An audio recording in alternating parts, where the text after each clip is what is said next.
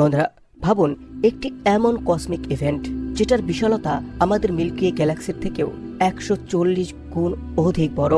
তাহলে ওই মহাজাগতিক ঘটনাটি কতটা বিশাল হতে পারে? হ্যাঁ বন্ধুরা, আজকের এই ভিডিও থেকে আমরা জানব একটি এমন ব্ল্যাক হোলের জেটের সম্পর্কে যেটা 23 মিলিয়ন লাইট ইয়ার্স জুড়ে ছড়িয়ে আছে। আর এটা আমাদের ইউনিভার্সের আনএক্সপ্লোর, আনএক্সপ্লেন আর মিস্টিরিয়াস ইভেন্টের একটি পারফেক্ট উদাহরণ।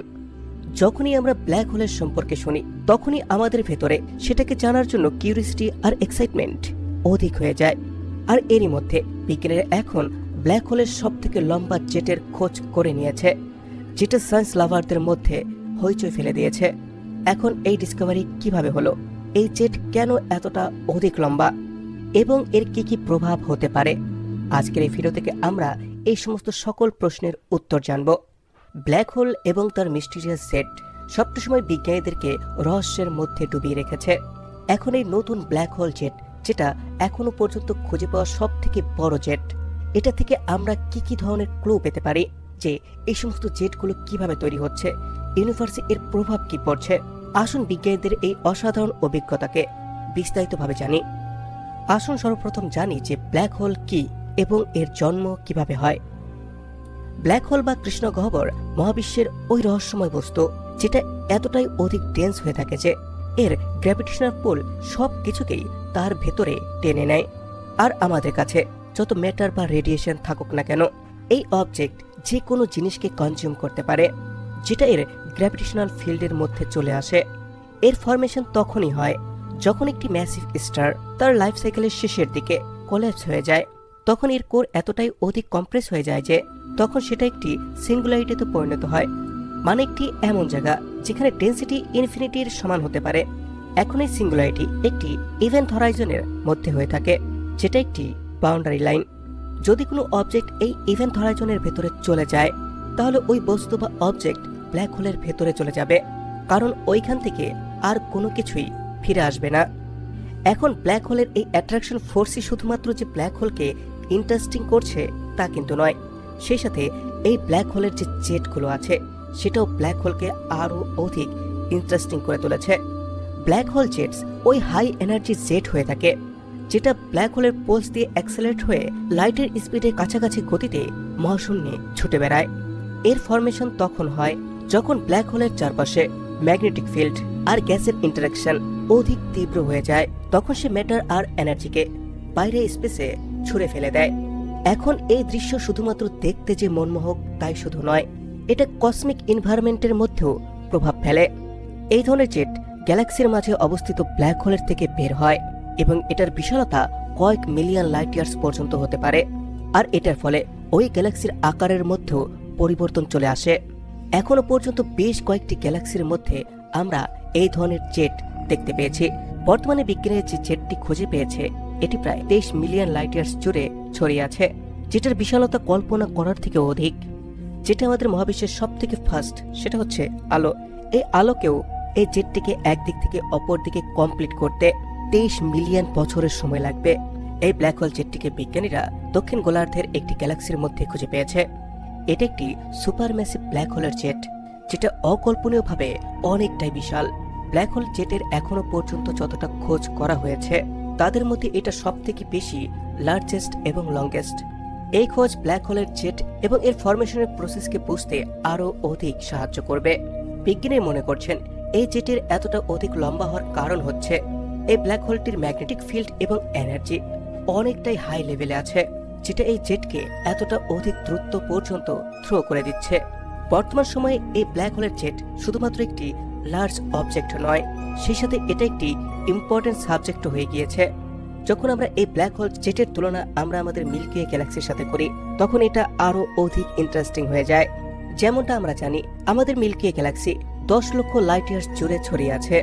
অপরদিকে আমরা যে নতুন ব্ল্যাক হোলের জেটটিকে খুঁজে পেয়েছি সেটা 23 মিলিয়ন লাইট ইয়ার্স জুড়ে ছড়িয়ে আছে। যদি আমরা মিল্কি এর মতো 140টি গ্যালাক্সিকে একসাথে একই লাইনে দাঁড়া করিয়ে দেই, তারপরও ওই ব্ল্যাক হোল জেটের সমান হতে পারবে না এই গ্যালাক্সিগুলো। এখন এই খোঁজ না শুধু আমাদেরকে এটা বোঝাচ্ছে যে আমাদের এই ইউনিভার্স কতটা বিশাল, সেই সাথে এটাও বোঝাচ্ছে যে এটা কতটা রহস্যময়। সেই সাথে এই সমস্ত খোঁজ আমাদেরকে এটাও বোঝায় যে আমরা আমাদের এই ইউনিভার্সের তুলনাতে কতটা ছোট এবং আমাদের স্থান কোথায় আছে। যদি আমরা কসমিক লেভেলে দেখি তাহলে এই জেটকে আমরা আরো অধিক বড় আর পাওয়ারফুল দেখব। এছাড়াও যখন বিজ্ঞানীরা এই সমস্ত জেটকে নিয়ে অধিক বেশি অধ্যয়ন করবে তখন ব্ল্যাক হোলের সম্পর্কেও আরো অধিক জানতে পারবে যে ব্ল্যাক হোলের ভেতরে কি ধরনের কাজ বা প্রক্রিয়া চলছে। এই ধরনের ইভেন্টগুলো আমাদেরকে এটা বুঝতে সাহায্য করে যে কিভাবে একটি ব্ল্যাক হোল তার চারপাশের পরিবেশকে প্রভাবিত করছে। সেই সাথে শুধুমাত্র তার চারপাশের পরিবেশকে নয়, একটি সম্পূর্ণ গ্যালাক্সিকে প্রভাবিত করতে পারে এই ধরনের সুপার ম্যাসিভ ব্ল্যাক হোলগুলো। সর্বপ্রথম এই ধরনের জেট আমাদেরকে এটা শেখায় যে ব্ল্যাক হোলের ইন্টারাকশন এবং ব্ল্যাক হোলের চারপাশের যে পরিবেশ যার সম্পর্কে আমরা এতদিন পর্যন্ত জেনে এসেছি সেটা আরো অধিক কমপ্লিকেটেড, যেটা এই জেটের লেন্থ এবং ইম্প্যাক্ট থেকে আমরা বুঝতে পারছি। এই ধরনের জেট স্পেসের ইকোসিস্টেমের মধ্যে বড় ধরনের রোল প্লে করে থাকে। এখন সেই সাথে এমনও সম্ভাবনা আছে যে আমরা ভবিষ্যতে এর থেকেও আরো অধিক ব্ল্যাক হোলের জেটের খোঁজ পেতে পারি। এই ধরনের বড় ব্ল্যাক হোল জেটকে অবজার্ভ করার জন্য বিজ্ঞানীরা অ্যাডভান্স সব টেলিস্কোপের ব্যবহার করে থাকে।